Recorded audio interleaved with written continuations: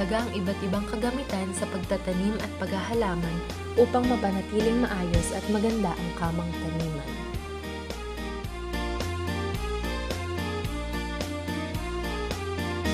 Asarol. Ito ay ginagamit pangbungkal sa matigas na lupa.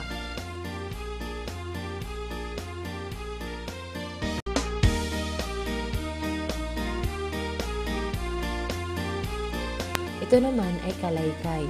Ito ay ginagamit sa pagpapantay ng lupa, pagtitipon ng basura, bato, dahon at iba pa.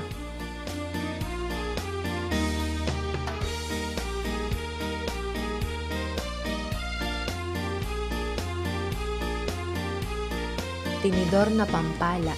Ito ay ginagamit pandurog ng malalaking timpal ng lupa.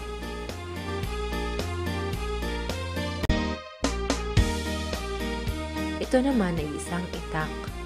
Pamutol sa mga sanga at puno ng malalaking halaman.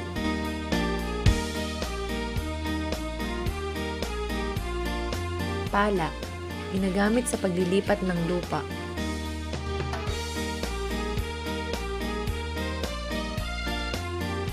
Bareta, ginagamit sa paghuhukay ng malalaking bato.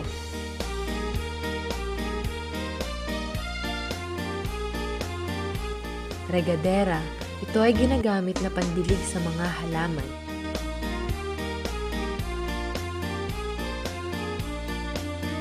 Timba, panghakot ng tubig na pandilig.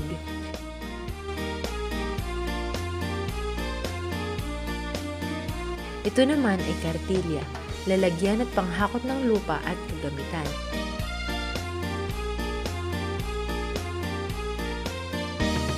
Tanghuli ay ang dulos. Ito ay ginagamit pantanggal ng damo sa halamanan, dumudurog sa buo-buong lupa at ginagamit panlipat ng punla.